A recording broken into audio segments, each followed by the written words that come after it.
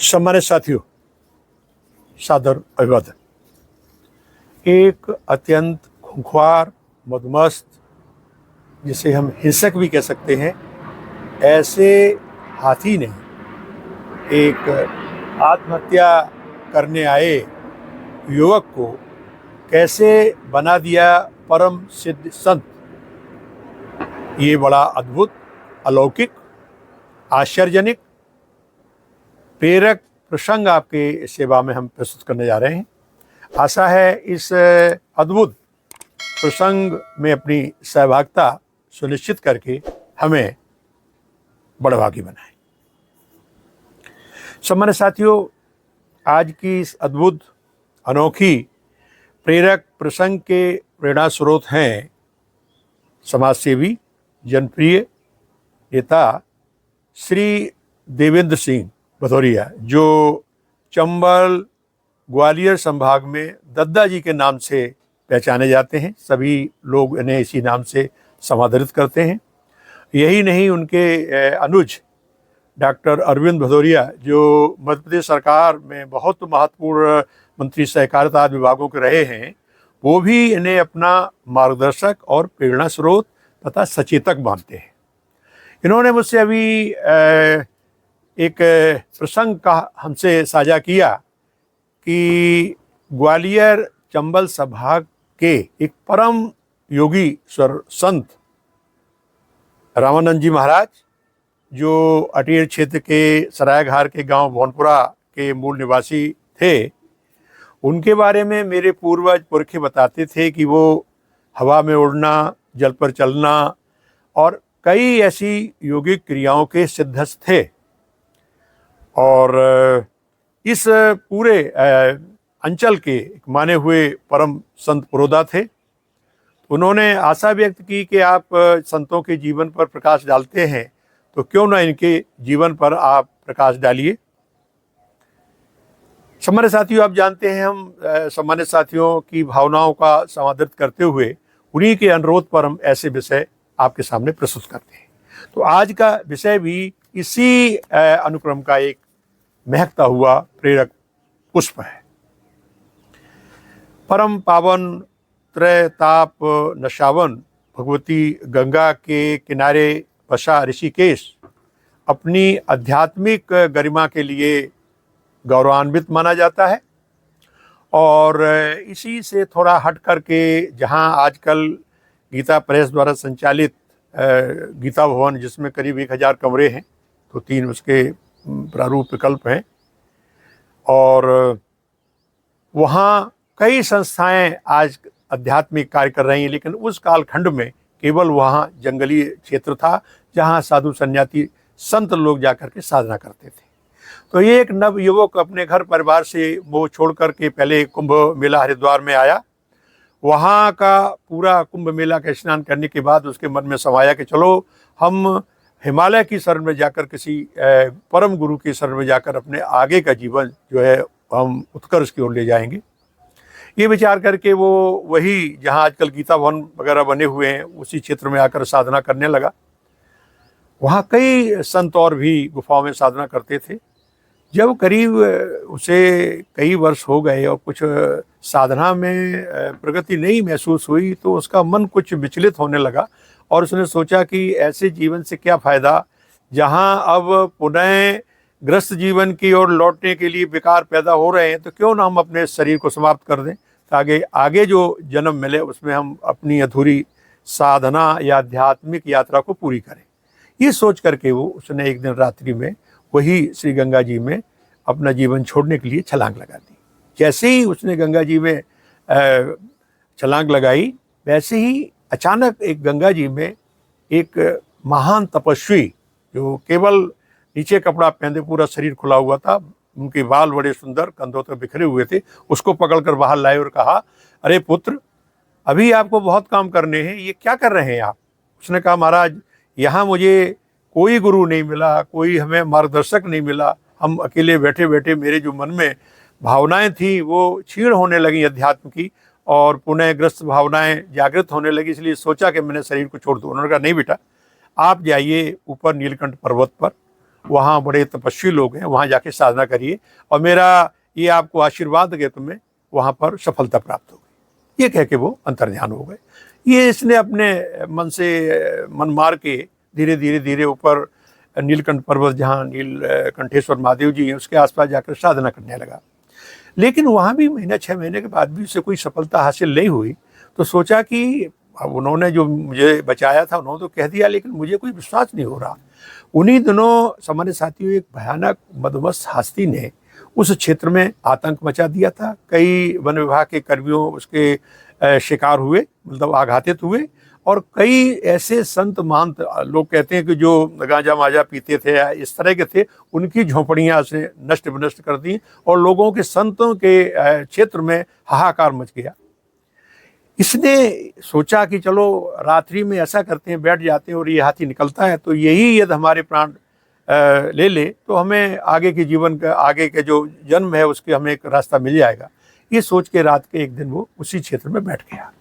अर्धरात्रि के समय कहीं से एक बाघ निकला। इसने खांसने की आवाज़ की ताकि वो उसका ध्यान इस तरफ आकर्षित हो, लेकिन वो बाघ इसकी तरफ मुखरित नहीं हुआ और वो चला गया। करीब 3:30-4 बजे नहीं, ब्रह्म मुहूर्त में वो एक चिघाड़ता हुआ हाथी की से किसी तरफ से आता हुआ इसे दिखाई दिया। इसने पुनः खांसा और मन में प्रार्थना की, हे प्रभु, मेरी आध्यात्मिक साधना तो इस जन्म में अब लगता है पूर्ण नहीं हो पाएगी। आप ऐसा करिए कि इसी हाथी के, इसी गजराज के द्वारा मुझे मुक्ति का साधन प्रदान कर दें, जिससे कि अगले जन्म में हम किसी श्रेष्ठ गुरु के शरण में जाकर के अपनी साधना को पूरा करें। और मन में ये भी प्रार्थना की, हे गजराज, आप आकर के मेरी जीवन लीला को समाप्त कर दीजिए, सहयोगी बनिए, जिससे कि हम अपनी अगले जीवन में आध्यात्मिक यात्रा की शुरुआत कर सकें। ऐसा विचार करके आंख बंद करके बैठ गया। तभी वो देखा कि हाथी इसकी तरफ आ रहा है। ये और आराम से बैठ गया कि चलिए अब तो आज मौका है कि हमें मुक्ति मिल जाएगी। और वही हुआ, उसने आकर के हाथी ने सूंड से इसको पकड़ा और अपने सर पे बैठा लिया। अब इसे ये लगा कि ये लगता है ये हाथी मुझे लेकर गंगा में डुबोएगा, चलिए कोई बात नहीं, हम चाहते वही हो रहा है। हाथी धीरे धीरे धीरे नीचे आया, जहाँ सिद्ध मुनियों की गुफाएं हैं, मौनी बाबा इत्यादि की। एक गुफा में आकर के उसने पीछे से चिघाड़ लगाई, तो चूंकि ब्रह्म मुहूर्त था तो वो एक संत निकले, वो भी बड़े तपस्वी थे, आधा कपड़ा लगाए हुए शरीर में। तो उन्होंने चिल्ला के कहा कि मैंने तुझे समझा दिया कि संतों को परेशान मत करो, फिर ये आज तुम क्यों यहाँ चिघाड़ लगा रहे हो। वो गया और उसने आगे के दोनों पैर नीचे झुकाकर संत के चरणों में सूंड लगा के प्रणाम किया और इन युवक को जो पीछे बैठे थे उनको उठा करके उनके चरणों में डाल दिया। इसके बाद फिर हाथी उन संत को प्रणाम करके वो सीधे अपनी गंतव्य की ओर चला गया। इस नवयुवक को उन परम संत ने अपने शिष्यत्व में करीब 3-4 साल रखा। उनको विविध कलाएं, विद्याएं और यौगिक प्रक्रियाएं सिखाई। इन्हीं में वो हवा में उड़ना, पानी में चलना, मुहूर्त इत्यादि का ज्ञान करना। और लोग तो ये बताते हैं कि उनको ज्ञानगंज इत्यादि जो ऐसे तिब्बतीय क्षेत्र में ऐसे गुप्त स्थान हैं, वहाँ भी जाकर के इनकी साधनाएं की और पूरा ज्ञान जब इन्हें प्रारंभित कर दिया, पर पूरे प्रकांड जब हो गए, तब इनसे कहा कि बेटा आप तुम जाइए और जाकर के मैंने जो आपको शिक्षा दीक्षाएं दी इनका समाज में प्रचार प्रसार करो। इसके बाद जाकर के इन्होंने कनखल, हरिद्वार, अपने चूंकि ग्वालियर संभाग में डबरा, इंदौर इत्यादि में आश्रम खोले और अपने कई ग्रंथ लिखे हैं। इनका जो है एक मुहूर्तावली, रामानंद मुहूर्तावली बहुत ही सुप्रसिद्ध है, जिसमें कि मुहूर्तों का ज्ञान दिया जाता है। इस तरह से इन्होंने पूरा अपना जो ज्ञान गुरु से लिया था फैलाया और इनका नाम परम योगी रामानंद जी महाराज रखा गया। इनके चूँकि ग्राम भवनपुरा में इनकी जब समाधिस्थ हो गए तो इनका एक, इनकी स्मृति में से अन्य आश्रमों में भी इनकी प्रतिमाएं स्थापित हैं, लेकिन इनका जो मूल गांव है, जन्म स्थान भवनपुरा, जिला भिंड, वहाँ मंदिर स्थापित किया गया है और इनकी वहाँ पर सुबह शाम आरती होती है। इनके जो प्रपोत्र हैं संत या पंडित जी हैं, सतानंद जी, वो बताते हैं कि हम जो है प्रतिवर्ष यहाँ श्रीमद् भागवत, श्री रामायण का अखंड पाठ इत्यादि कराते हैं और परमार्थ और इस तरह जन सेवा का कार्य उन्हीं के प्रेरणा से हम करते हैं और उनकी शिक्षाओं को फैलाने के लिए उनका ग्रंथ है, उनका साहित्य है, यहाँ बांटते हैं। सम्मानित साथियों, जैसा कि मैंने आज सुबह योगी राज रामानंद जी महाराज के जीवन के बारे में बताया, किस तरह से वो संतत्व को प्राप्त हुए। हमारा सौभाग्य है किसी गांव में जहां उनकी जन्म हुआ, उनके प्रपौत्र खड़े हुए हैं सदानंद जी महाराज, ये बताएंगे उनके बारे में कुछ, और जो आपसे बात भी करेंगे। तो हम सबका सौभाग्य है कि देखिए उनके प्रपौत्र से बात कर रहे हैं। हाँ, स्वामी जी महाराज जो 5 वर्ष के थे, इसी गांव के संत थे। 5 वर्ष के निकल गए थे यहाँ से, तो वो 22 साल डांग में रहे। अष्टांग योगी राज थे वो। शेर उनके साथ में रहता था। उनके मंदिर जैसे डबरा में बना हुआ है, इंदौर में बना हुआ है, बिशनखेड़ा में बना हुआ है, कनखल में बना हुआ है, ओंकारेश्वर में बना हुआ है, हरिद्वार में भी है, नेपाल में भी है, जी जी, चित्रकूट में भी है। हर जगह महाराज जी कई लोग देख के आए हैं, अभी उन्होंने बताया है, और उनकी देश विदेशों में पूजा हो रही है। यहाँ आज क्या करा रहे हैं आप? आज यहाँ श्रीमद् भागवत महापुराण की कथा और स्वामी जी महाराज की 68वीं वर्षीय पुण्यतिथि है, उसी के बारे में हर साल होती है। यहाँ हमने देखा रामायण भी होती है, अखंड भागवत को होता है, और आप जो है परमात्मा के काम से लोगों को पूरा सेवा प्रदान करते हैं, है ना।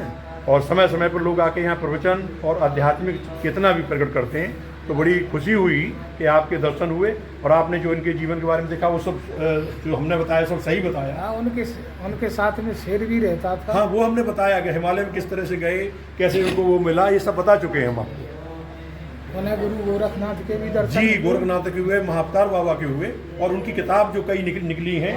तो कई ग्रंथ लिखे, तो उनकी महूतावली जो है बहुत अच्छी है, ये दिखा दीजिए आप।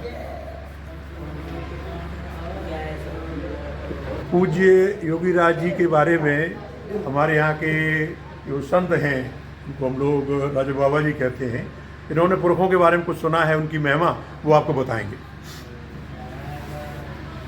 परम पूजनीय, प्रातः स्मरणीय हमारे रामानंद जी स्वामी जी महाराज इसी गांव के बालक थे, और ये जो है बाद में उत्तराखंड की ओर प्रस्थान कर गए किसी संत के साथ में, और उन्होंने इतनी ख्याति को प्राप्त किया कि वो एक महान योगी राज बन गए।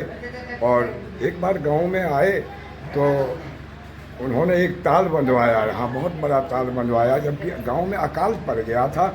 उसमें जो है गांव बड़ा परेशान था। तो स्वामी जी महाराज जी ने उनको जो है कहा कि भाई ऐसे तो पैसे वितरण हो नहीं सकते, आप लोग एक काम करो, ये ताल बना दो, और हमारा जो है आप ताल बनाओ और हम आपको जो है इसकी श्रम देंगे। तो उन्होंने पूरे गांव को जो है श्रम दिया, और लोगों को एक रोजगार दिया, एक समाज सेवा किया, और लोगों को जीवन यापन का साधन बनाया, और पर्यावरण के लिए एक तालाब बना दिया जो आज तक दिख रहा है। हाँ, यहाँ इसको ताल कहते हैं, बाबा का ताल, मैया का ताल। जी हाँ। और हमारे बाबा जी थे बुजुर्ग, पुराने श्री बलराम सिंह जी भदौरिया, उन्होंने हमको बताया कि एक बार हम अपने गढ़ी पर बैठे हुए थे तो खरखर की आवाज़ कुछ, हाँ, ये हमने भी सुना है कि जो वो जो कुआं है, हाँ, वहाँ गोड़ा पे लेटे हुए थे वो। हाँ, खरखर की आवाज़ आई तो हमने उनको जो है थोड़ा हल्ला किया, कौन क्या है, जाओ यहाँ से। तो बाद में हमें स्वामी जी ने बताया कि आप किसी को टोका मत करो, अगर कोई जा रहा है वायु मार्ग से तो उसे जाने दो। ऐसे हमारे जो है सुप्रसिद्ध स्वामी जी महाराज का मंदिर है, और उनके चरणों में हम कोटि कोटि प्रणाम करते हैं, और उनका सदैव हम आभार व्यक्त करते हैं। हमारा गांव उनकी वजह से बड़ा ही संयम और नियम में चल रहा है। धन्यवाद। और अभी भी सम्मानित साथियों, उनकी जो वो पुण्यतिथि जहाँ जब उन्होंने समाधि ली है, उसी के कालखंड में अभी वहाँ मंदिर पर श्रीमद् भागवत का पारायण हो रहा है, ये हो रहा है। तो कहने का मकसद ये है कि एक हाथी ने किस तरह से एक नवयुवक को जो आत्महत्या के लिए प्रेरित था, उसको परम सत्य बना दिया। कहा भी जाता है कि संत का स्वभाव ही होता है, जहाँ संत रहते हैं वहाँ सिंह और मृग एक घाट पर आकर पानी पीते हैं। संतन की महिमा रघुराई, बहु प्रकाश सदग्रंथन गाई। तो इस तरह से संत की कृपा जिस पर हो जाए, वो तो अपने आप में मानव से महामानव बन जाता है, नर से नारायण की यात्रा प्रारंभ कर देता है। तो सम्मानित साथियों, आज यही, आगे फिर किसी प्रेरक प्रसंग में आपसे अंत चर्चा करेंगे। तब तक के लिए आपसे हम विदा लेते हैं। जय श्री राम।